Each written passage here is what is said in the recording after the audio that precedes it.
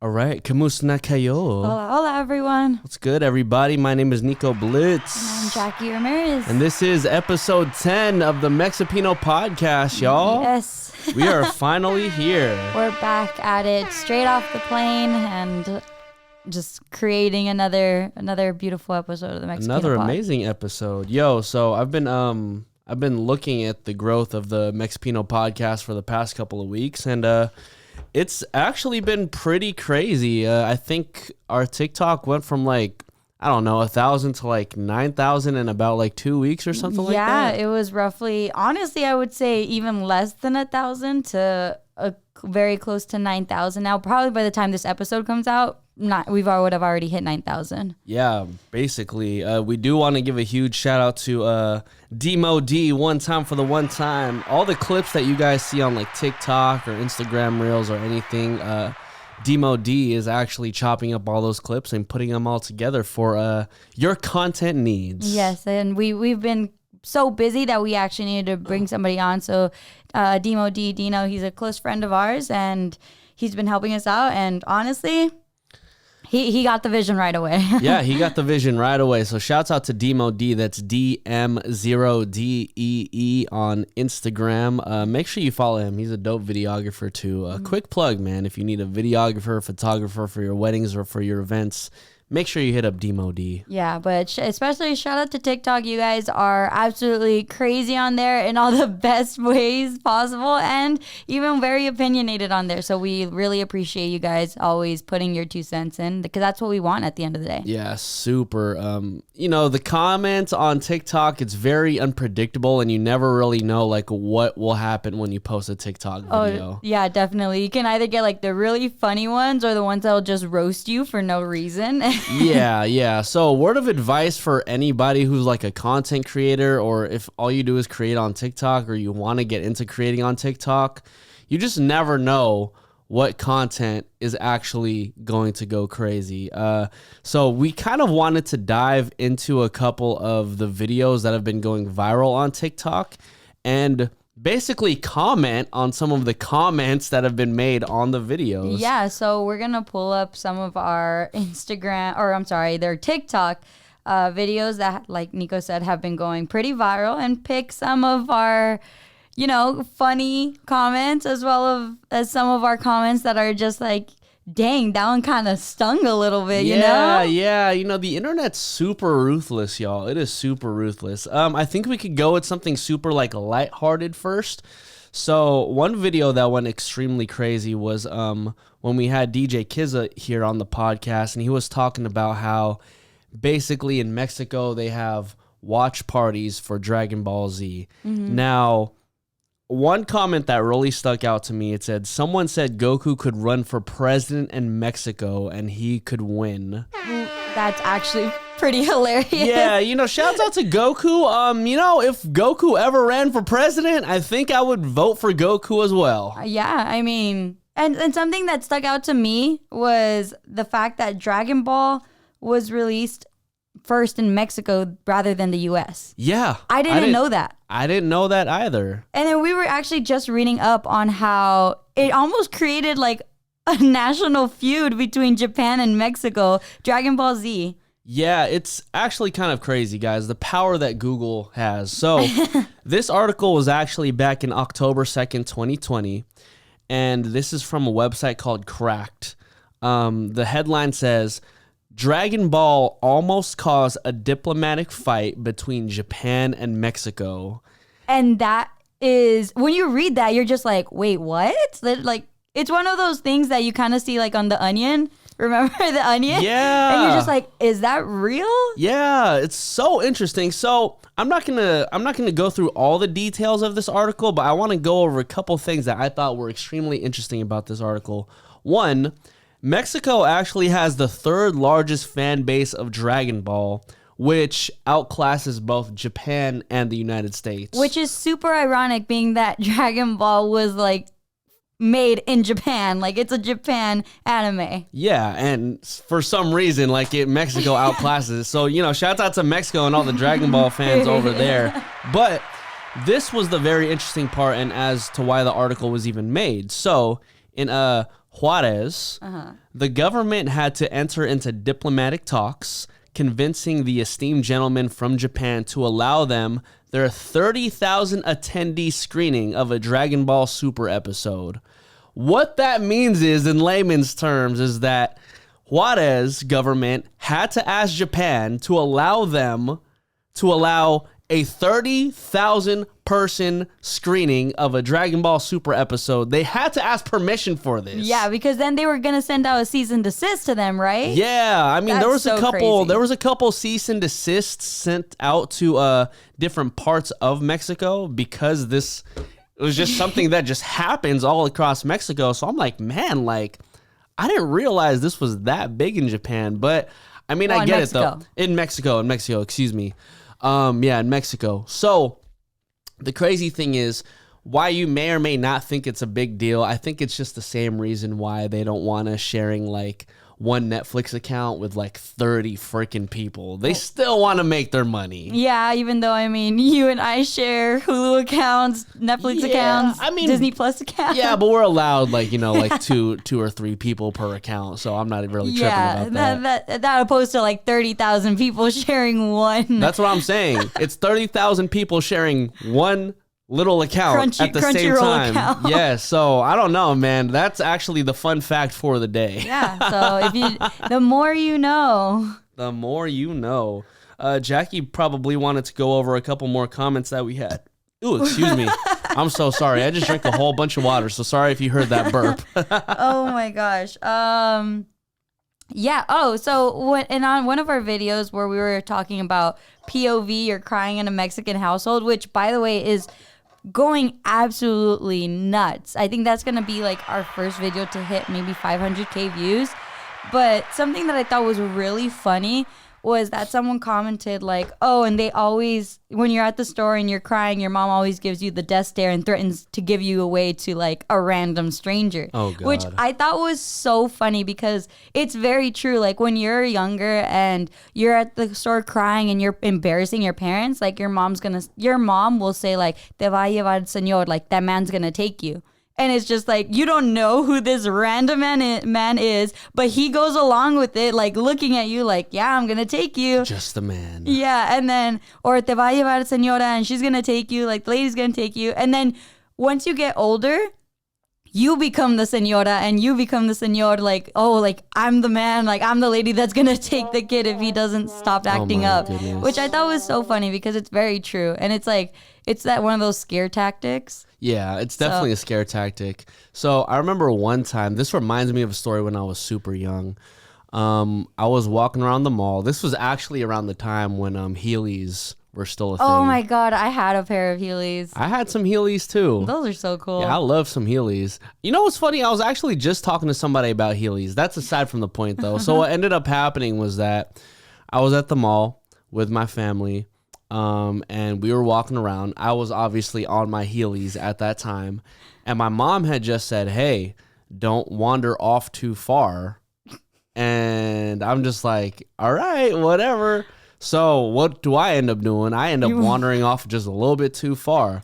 So I'm turning around and I'm just like, I'm panicking. Yeah, you were lost, weren't you? I was panicking because then I turned around. I was like, oh my God, like I can't see my mom, my dad, my sister. I don't know where anybody is. I was lost. And literally, like, once I realized, like, I didn't know where they were, I just started crying. Oh my God. It was bad. Like, I caused a little scene at the mall. And then my parents came up to me. They're like, we were hiding literally just right there.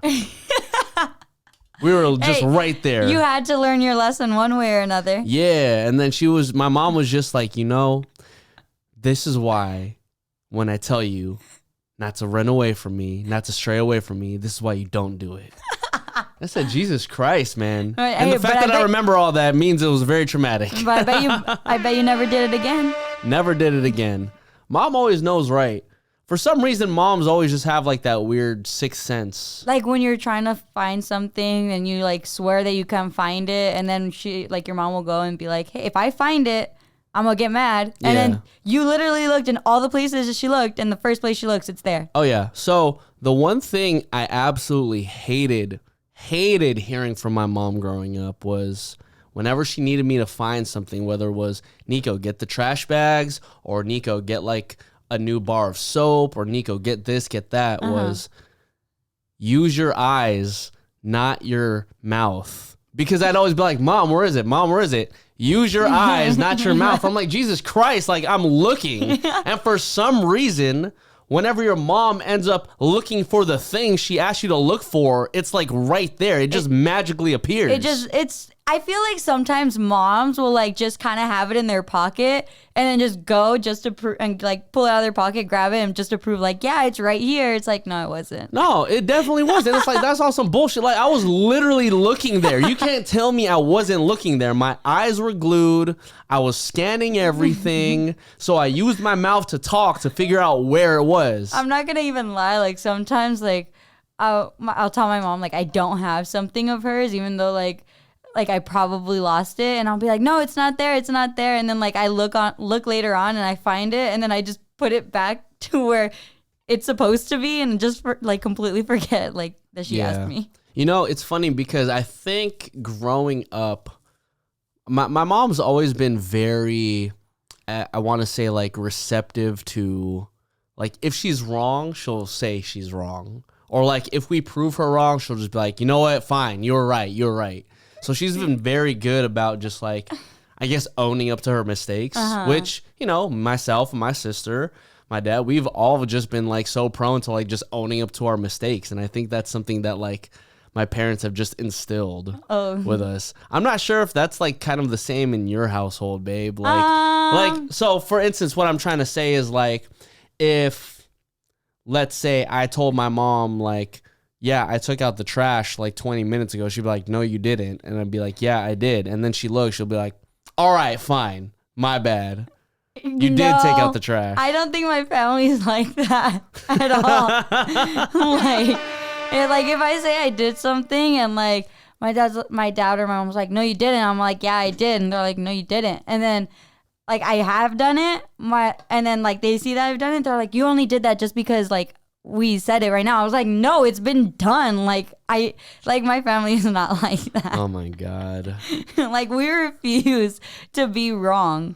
Especially like my mom and I, we refuse to be wrong with each other. My dad will like kind of make a joke out of it. So like he kind of owns up to it, but sometimes it's just like, I don't think so, dog. Nah. See, my household, if you were wrong, you were wrong. And everybody made sure you knew that you were wrong. Well, I don't know if it's just a thing with Mexican moms, but like they refuse to be wrong. Like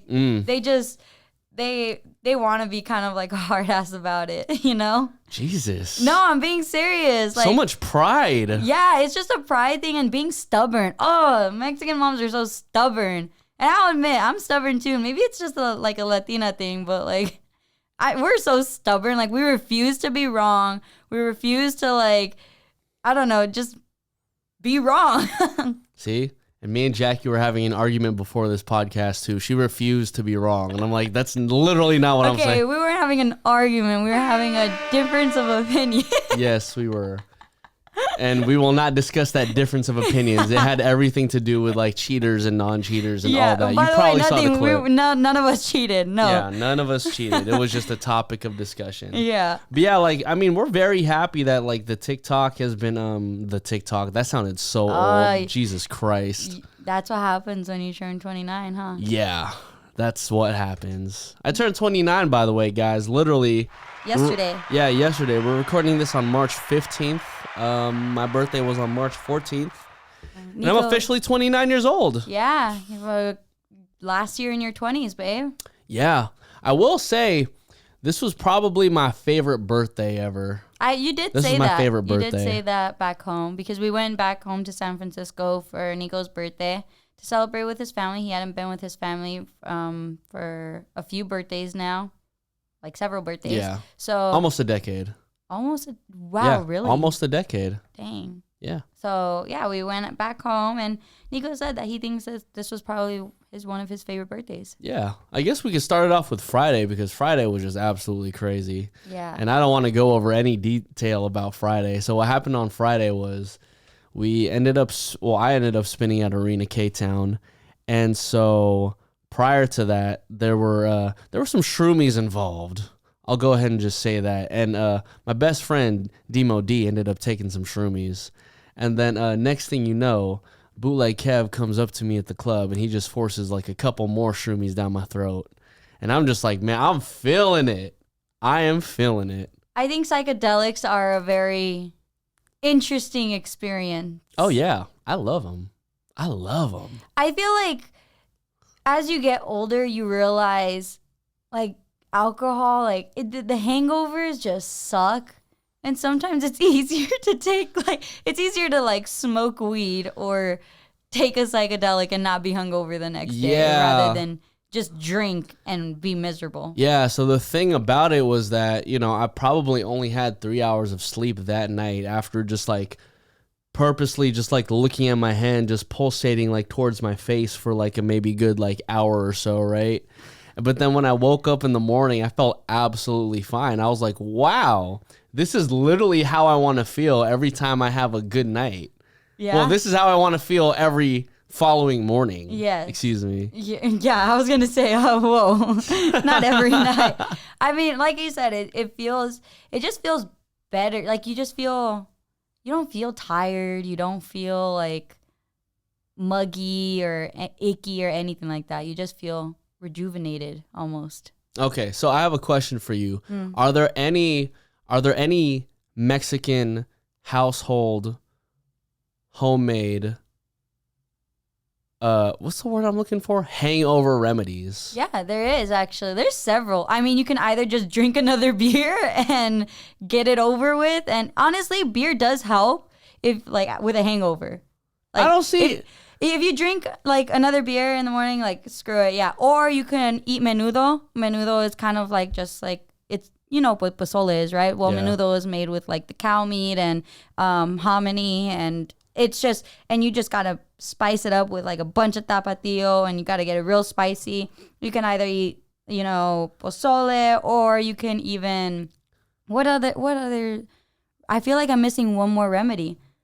Oh my gosh, you can eat ceviche, like seafood. ceviche. Ceviche. Really? Yeah, like honestly, ceviche helps. It does help. See, okay, so I might understand the ceviche because it does complement like the alcohol. So maybe it's complementing the alcohol that's already in your stomach. Mm-hmm. I understand the menudo. I understand the pozole, but like, I don't understand how another Modelo in the morning can cure the hangover. I really don't understand it either. It just works. It's one of those things that you just gotta do it. Because I remember, like, backstory, when my brother got married, I got really, really like blacked out drunk at his wedding, and I was not even 21 yet. Jesus. And the next morning, I guess I had like thrown up. My parents were taking care of me. They didn't know that I was drinking throughout the entire wedding, even though it was very noticeable that I was. Okay. And so then the next morning, we go over to my brother and my sister-in-law's house so they can open their gifts. And oh, if you heard that, that's Nico. Sorry. He got a cough right now. But I was really hungover. I was pale white, and my mom comes up to me at the party, and she just goes, "Here, drink this." Hands me a Modelo. I'm like, "No." And she goes, "Pero anoche si querías, huh?" Like, which means like, "But last night you did want to, huh?" Damn. So she's all like, she said, "Drink it and you'll feel better." I drank half of it, and I forced myself, and I felt better within like maybe 30 minutes. Yeah, see, I'm not with that. I can't do that. I feel like I just can't do that. I feel like for me, all I just need is just some rest and just some sleep, and I'll be good to go. I feel like I just feel worse if I try and sleep it off, Why? Because Sleep is then, the best remedy. because then you still have to get up and like, I don't know. I feel like you just kind of have to sweat it out too. I don't know. But what I do know is that we ended up sleeping until about like 2 or 3 o'clock in the afternoon the following day. By the time we were done flying from San Francisco or from Burbank to San Francisco, and then we just had like another hell of a night. It was a crazy weekend, y'all. Yeah, I think this past weekend was a Euphoria episode. We were living in a Euphoria episode in all the best ways possible, like all the best aspects of Euphoria. Yeah, I mean, we weren't running around the city running from like the cops and parents and anything like that. No. We were not cracked out or anything. Definitely not cracked out. No, we definitely were not. But it just felt like a really great weekend. Yeah.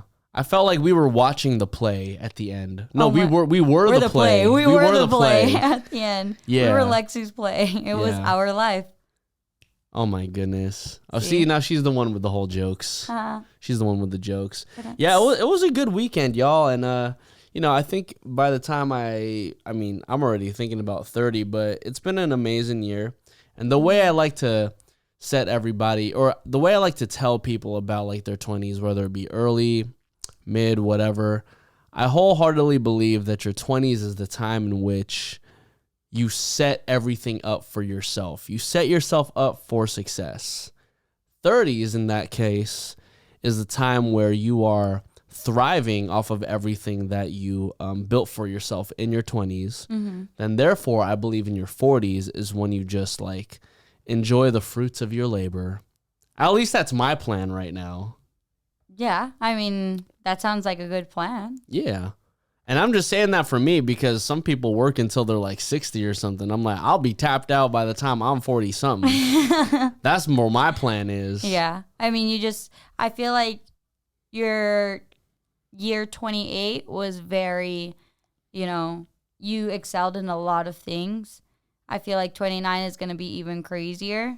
But I feel like by the time you hit 30, you're going to feel very accomplished even more than you already are. Oh, yeah. 100%. I wholeheartedly believe that, too. Another thing that we did want to talk about as well. So we talked about this basketball player named Raymond Townsend, who was the first Filipino-American basketball player in the NBA. Yes. And, I thought it was just a very cool fact. But let me read some of the comments that were going on this video. And this was particularly on TikTok. Yeah, this was particularly on TikTok. People like Jalen Green they're like 1/8 Filipino. Man, if we was taller, there would be more of us in the league. Filipino-American, though. And somebody not full blood. Yeah, there was some others saying, no, it doesn't count unless they're 100%. Yeah, and I'm just like, first of all, I think any representation in anything, in any culture, is good. Any ethnicity is good.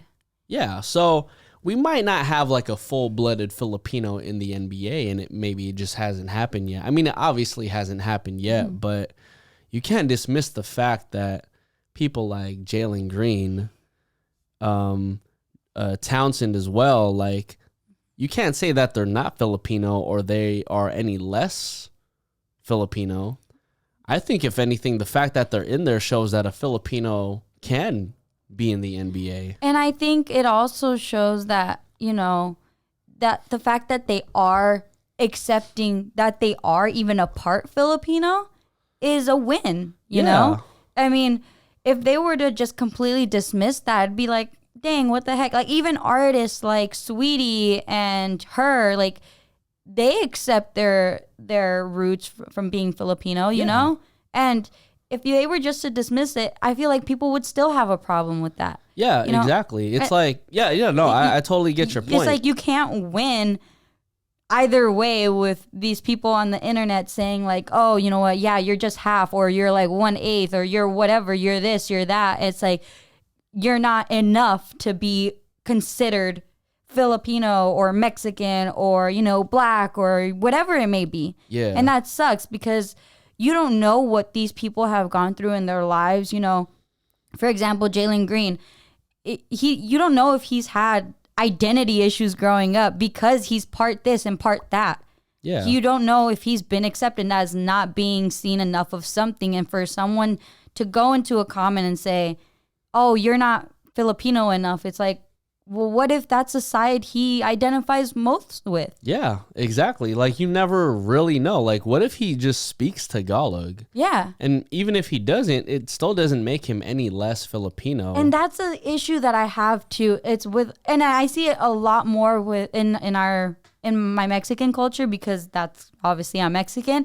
A lot of people will go around and say like, oh, well, she's not Mexican enough, or he's not Mexican enough because they don't speak Spanish. It's like, okay, like, but I still have my heritage. I still can learn. I can still educate myself on so many things. And if they choose not to, then so be it. That's fine. Yeah. But to say that they're not enough of something just because they don't know certain things doesn't mean that they can't learn. They can't educate themselves, or that they don't want to learn. It's just, who are you to say that? That's why I don't believe anybody ever has the right to be the gatekeeper for anything, really, especially a culture. Mm-hmm. Like, I can't look at somebody like her, who's half Filipino, or Sweetie, or Guap Dad 4000, who are also half Filipino. I can't look at them and be like, you're not accepted into the Filipino culture, because A, they are part Filipino, and they probably know some Filipino things or things about the Filipino community that I don't. Yeah, exactly. And if they know something that I don't, that doesn't make me less of a Filipino than them. Yeah. That just means like we have a duty to help educate each other so that we know as much as possible about our culture. But, you know, my point being, I went to it was kind of like a Filipino party, so to speak, right? Mm-hmm. So Roslyn from ABS-CBN Mixed Global and all that, she actually invited a whole bunch of like Filipino creatives, not only in Los Angeles, but from across the world to this like one party. I think you remember it back in maybe like November or October. Yeah, it was I think it was October, because it was Filipino Heritage Month, right? So just to kind of paint this picture for you guys, it was a room with I was in the room, Pilo was in the room, Guap Dad was in the room, DJ Noodles was in the room, what's his name from the Black Eyed Peas was there too, Apple Diap was there, and just a whole bunch of other Filipino creatives that just like kind of just go all the way down the list, right? And what's funny is that like over here in LA, because you know I don't have all my clothes, is just because I'm from the Bay, is that I didn't have a barong. So by the time I got there, you know, I wore like a little hoodie. It's a like Barcada. Shouts out to Kuya Ate Company for hooking me up with that hoodie, by the way. But I was wearing that because I was like, okay, this is the most Filipino I could get tonight. But then literally every other dude was there, including Pilo, including Guap Dad. They were wearing their barongs. And at that point, I was like, man, like I totally underdressed. Like at that point, I didn't feel Filipino enough, because I was like, man, look, I forgot my freaking barong. But at the end of the day, like, you were in the room. I was in the room. There was people in the room. Like, for example, Guap Dad, he's half Filipino, but he was still in that room because he is considered a part of the Filipino community, as should anyone who, you know, who's to say that, you know, these TikTok people that are commenting saying, oh, you're not Filipino enough. I guarantee you, if they took an Ancestry.com type of swab test and they found out they were like 2% something, they wouldn't be saying like, oh, well, I'm not Filipino enough. Yeah. And, you know, at the end of the day, Spain took over both Mexico and, you know, parts of the Philippines as well. So there's a lot of like Spanish blood in both of us. So we're actually not even 100% of whatever we think we are. Exactly. Like, so we're not, honestly, none of us are 100% of what we think we are. Yeah. And, you know, this isn't like I kind of want to like go over this too. It's like, this is not an attack toward like people commenting in the TikTok section. This is actually a much bigger issue that I think we need to understand as a community, that nobody is ever more or less than you of whatever you are. That's literally just the idea of this conversation right now. Nobody's ever more or less than you. So I'm not going to take shit if people say that somebody is not Filipino enough. I mean, we've gotten those comments, you know? Oh, yeah. We've gotten those comments that Nico's not Filipino enough, or that I'm not Mexican enough, or that I don't know what the fuck I'm talking about because I didn't get this particular thing right. Or people were saying that Nico wasn't Filipino enough because he hadn't experienced his mom or his parents telling him like, oh, I'll give you something. If you don't stop crying, I'll give you something to cry about. You really think that's like solidifies how Filipino you are? You think household violence is the key to being Filipino enough? Like, that is not it. Like it's, who is anybody to gatekeep? Yeah. You know? It's funny because we've been getting a shit ton of messages in regards to all of this, and I actually want to talk about my cousin Holly. So, if you guys ever look at like my family history, there's gonna be a part of my family where you see like just black people and white people. Yeah, Both that's very half true. Filipino, yeah. So shouts out to my cousins. The one in particular who I want to talk about is my cousin Holly. She is half Filipino, half white. And she actually had something to say. She said, I have to weigh in with a question. How come half Filipinos have to be famous to be accepted or recognized as a member of the Filipino community? Neither of those players, and by players she meant like Raymond Townsend and all them, are full Filipino, but they are recognized. While in my cousin Holly's whole life, she has had her identity denied by family and strangers alike. And she says this is actually a very common experience for anyone who is mixed race, which is crazy because I didn't even realize that my cousin was going through that. Yeah, you don't. That goes back to what I'm saying. You don't know people's experiences. You don't know what they're going through internally and mentally because, like, for example, I don't know. I've never met your cousin Holly yet, and I can't wait to meet her. But what she said, like, I go through it within my own family of like not being enough. It's like it sucks because it's kind of like you're being dismissed. Yeah. And it's just like, well, how do I go through that? How do I figure out what I am in this world when I'm being denied from the very people who are supposed to be there for me? Yeah. I do think at the end of the day, though, like if you do want to feel closer to, let's say you're mixed, right? Mm-hmm. I feel like if whatever you want to do, if you do want to get closer to, let's say in this particular sense for my cousin Holly, if you want to get closer to like your white heritage, whatever the white heritage is, or if you want to get closer to the Filipino heritage, then, it would actually just behoove you to like educate yourself on like either side. So, what's funny is that growing up in the San Francisco Daly City area, it's like it was nothing but Filipinos growing up, right? It was nothing but just like literally all of my friends were basically Filipino. And that's just because that's all I was surrounded with.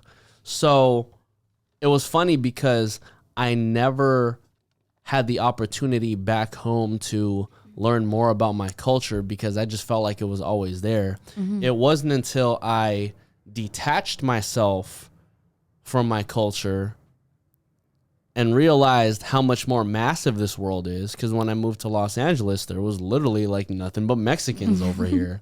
And I'm over here just like, man, like I didn't realize like how much I didn't know about our culture until I left, because I always kind of just thought that because it's there, it's just going to come naturally to me anyway. But, I think over the years, like I've linked with so many different people who just share their stories as Filipinos trying to make it in America.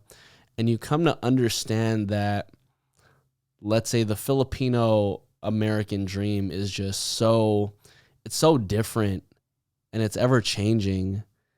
Like, I think we came here to obviously make a living for ourselves. And the fastest and easiest way to get a job is always to be like a doctor, a lawyer, or whatever. But, we have people like DJ Icy Ice who literally makes it as a DJ in America and is making a living off of doing that.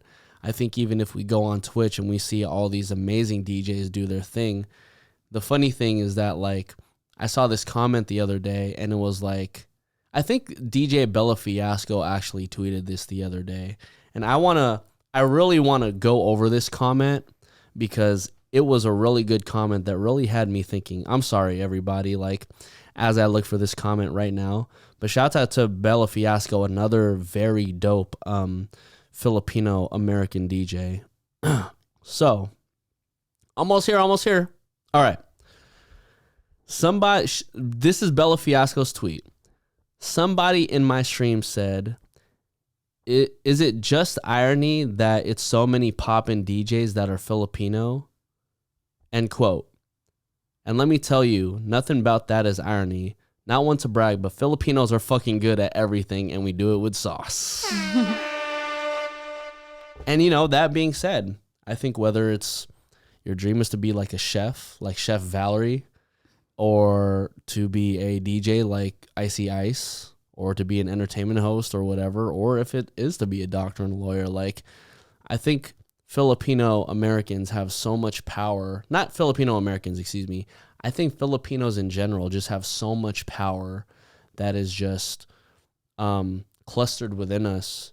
And I think now is the time to really break out of that shell and actually do something about it. I think we've just been very quiet about our moves, but I see the entertainers in all of us. I see how much we love karaoke and how much we love to sing and how much we love to dance. And growing up, people have always told me, like, man, Filipinos are the best at, like, break dancing. Filipinos are the best at, like, DJing. These are coming from people of other cultures, right? And I didn't start to believe it until, like, I grew up and I see so many other people doing it. Like, wow, like, we have so much power within ourselves. Like, now is the opportunity to do something. So now you should take it. And that's the mentality I'm going in 29 and 30 and 31 and so on and so forth. Well, Nico just went on a whole like monologue right now. But I mean, yeah, you know, I agree. I mean, there's like, even with like within the Mexican culture, like I feel like we're such hard workers that like we came here with the same ideology too. You know, our parents and our grandparents, they came over here to give us a better opportunity. And a lot of us are doing that, exactly that. We're creating something for ourselves, regardless whether it's what our parents wanted us to do and if what our parents wanted us to do is what we want to do, then great. But if we want to break out and go into the entertainment industry and just do something completely like out of the ordinary, to say the least, like I think that's exactly what we're doing. I think Mexicans, and this is not to put like Filipinos down or anything, because I think both our cultures are such hard workers that we're going to figure out a way how to do what it is we want to do. Mm-hmm. And I think it's just a matter of time before, you know, Filipinos take over the entertainment industry, Mexicans take over Latinos take over the entertainment industry. Like, it's just a matter of time, and that's what we're all doing. I've met so many Filipino creatives because of Nico. I've like come across so many Latinos who are in the entertainment industry as well because of what I do, and it's crazy. It's crazy to see, and it makes me happy to see that there's just so much representation that's yet to come, and that there already is. Yeah. So if you see a Mexican or a Filipino in a movie or in the NBA or in whatever you're interested in, just be happy that that person's actually there, because that means that you have a chance. Mm-hmm. Realistically, that means you have a chance. Because that means the generation after you also has a chance too. Because they're opening the door. Yeah. All it takes is, regardless, half or 1/8 or a quarter or like literally 0.5%. All it takes is just that one person to open up the door for so many others. Yes, yes. So shouts out to all the Filipinos making it in whatever industry it is. Shouts out to all the Mexicans making it in whatever industry it is. Like, you are all just so inspiring. Yes. And we love to see it. And that is our thought on that. Yeah. I think we dug into the TikTok comments very well, huh? Yeah, we did. Shouts out to the TikTok comments, yeah, man. so I mean, it's a very, like, you know, our TikTok comments will give us stuff to talk about, as well as like our other, you know, sources of social media that we have, like Instagram. We've been getting a lot of messages on Instagram from a bunch of our new followers who just want to see us talk about something, certain subjects. And one of these subjects was actually recommended by, I want to get this right. Give me 1 second, guys. Yep. Because we do want to give, like, you know, we want to give credit. We want to give credit to those who actually, like, you know, message us and thank us, which like is super crazy to me that people like will message us and say, like, you know, thank you guys. Like, I really appreciate your podcast and everything like that. So it's really cool if you guys message us. But we got this topic from Steven Quadra. I may have like butchered your last name, but it's Nico Ya 49er. So if you're listening to that, hello. What's poppin'? What's up, Steven? You actually suggested, how do you guys feel about speaking each other's languages in front of each other at like family parties, for example? You know, it's funny because I noticed there's two things I noticed. One from this past weekend and one whenever I am around your family too. But I think I know what you're going to talk about. So this past weekend, it was funny because I think my dad was just speaking in Tagalog, and then he had to like repeat himself in English so that Jackie could fully understand. Yeah, and then like it was I didn't notice it until I noticed it type of thing. It was like Nico said, his dad was talking in Tagalog and I was just kind of there, and I guess because I didn't understand it, I kind of just zoned out and wasn't paying attention. But then he said, "Oh, sorry, Jackie, like I didn't mean to kind of do that to you." And then he repeated it in English. Yeah. I was like, "Oh, it's okay, no worries. Like it's totally fine." Like I think it's because I knew he wasn't trying to like exclude me from the conversation.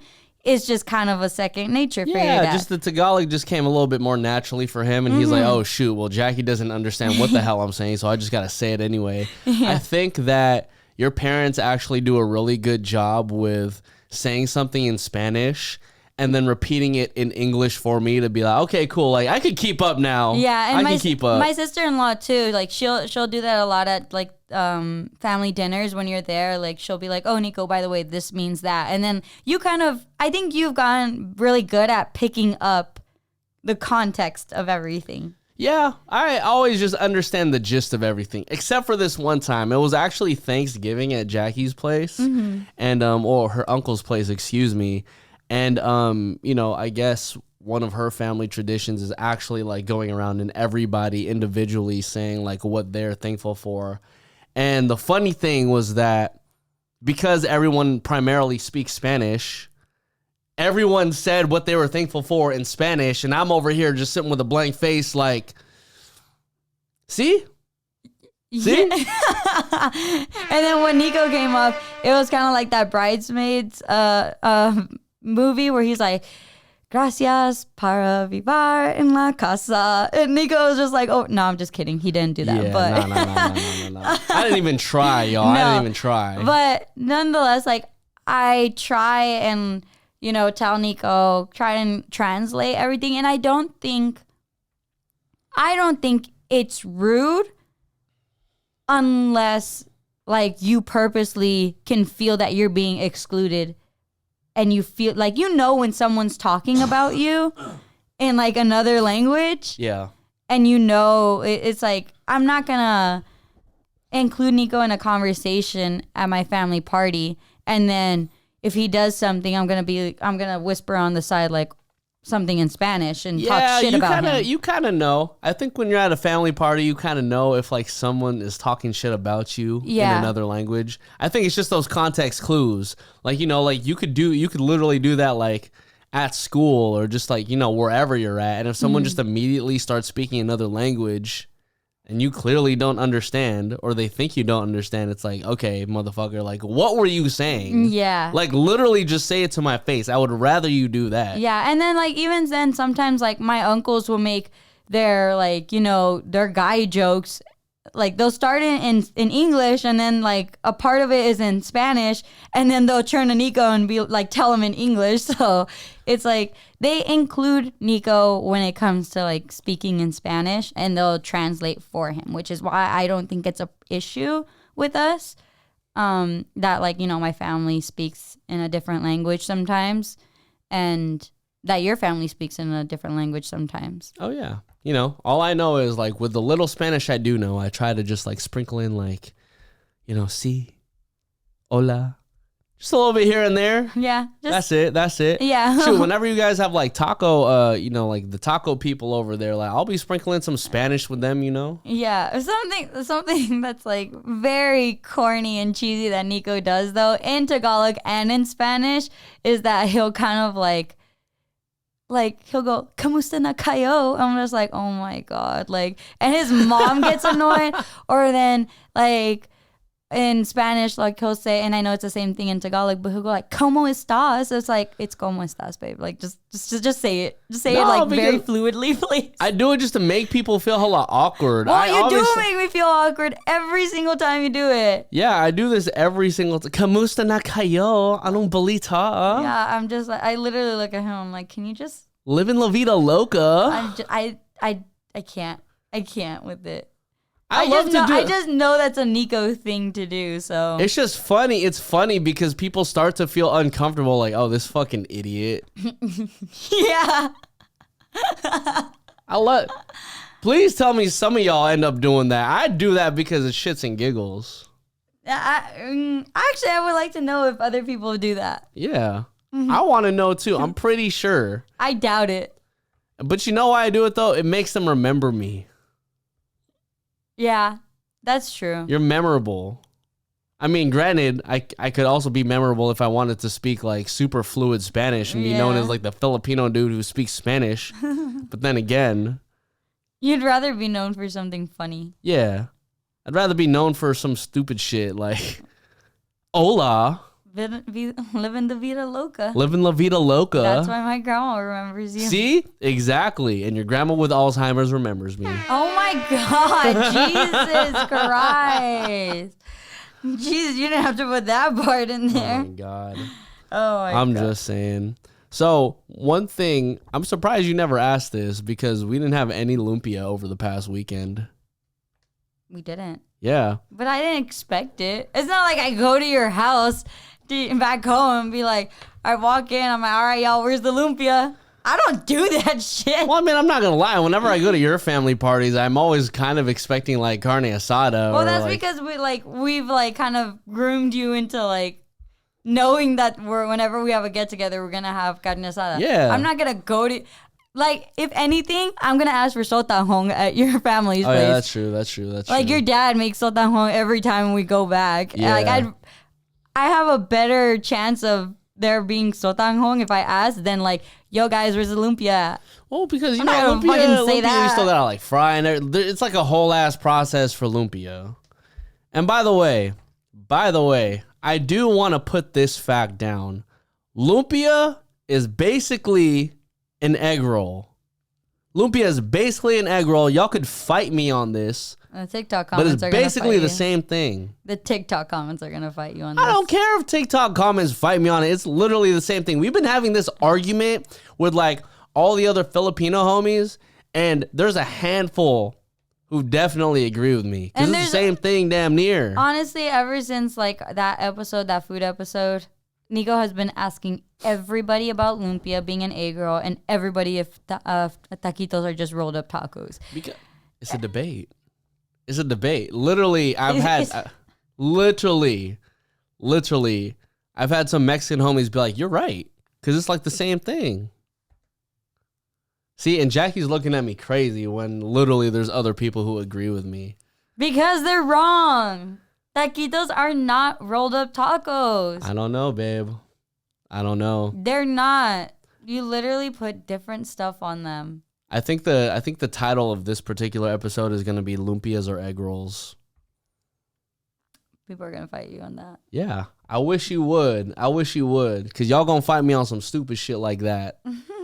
Come see me outside. How about that? And this is why Nico just says shit like this, guys, to be memorable, like he said. He probably doesn't even fully agree. I believe that. He doesn't fully 100% believe that. He's just saying shit. Nico says shit just to say shit sometimes. And you guys will a lot of you have actually picked that up in the comments on social media. They're like, Nico just likes to stir the pot and this and that. I'm all like, yup. If you. No, I'm not. I'm saying some real ass shit. I'm saying some real ass shit. What would not make a lumpia an egg roll? It's only it's a fried egg roll. You put some meat in between the roll and then fry it. That's all it is. But isn't it like a different I don't know, what is it? Like the wrap It doesn't itself? matter. It doesn't matter. It's like the same thing. It's the Filipino version of an egg roll. It's an egg roll. Therefore, it's different. It's not necessarily an egg roll. But it's basically the same thing. I don't know. It's basically the same thing. I don't know. It's the same thing. You're going to get shit on that. I am not tripping at all. What else did we have in that laptop of yours? We have ¿Dónde está el novio? Which means like, where's your boyfriend? Oh, God. Okay, so when it comes to like Filipino parties, granted, I do not get this anymore because me and Jackie are in a very happy relationship. Yes. But growing up in a Filipino household, whenever you went to family parties, I think the one thing you just hated hearing was, oh, where's your girlfriend? And where's your boyfriend? And if you're Mexican, it's like, ¿Dónde está el novio? ¿Y el novio? I'm like, could I just come and eat? Dog? Yeah, Can I just have some carne asada and tacos and do my shit and get out? Exactly. Am I not allowed to just be happy by myself? Why do I have to have somebody by my side to validate my happiness? And it's all family. It's always like around the holidays too, where it's just like, oh my God, it's like, it's so annoying. It's like y'all just think I'm just some lonely ass person and I need somebody by my side during the holiday. Like, bruh, did you want to buy an extra gift for whoever I'm with? And you know what sucks too is that like, if you like, they ask you like, oh, ¿dónde está el novio? Like, where's your boyfriend? Where's your girlfriend? Whatever, blah, blah, blah, blah. But then when you actually get one, they make fun of you. Like in like Mexican like culture, like to kind of they'll tease you about it. And it's just like, you don't want to deal with the teasing either way. So it's just like, well, do I bring someone over? Do I not? Oh my God.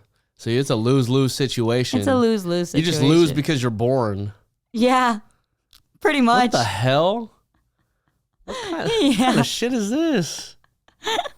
And my grandmas now will always ask me like, oh my gosh, what does my grandma say? She says like a particular word.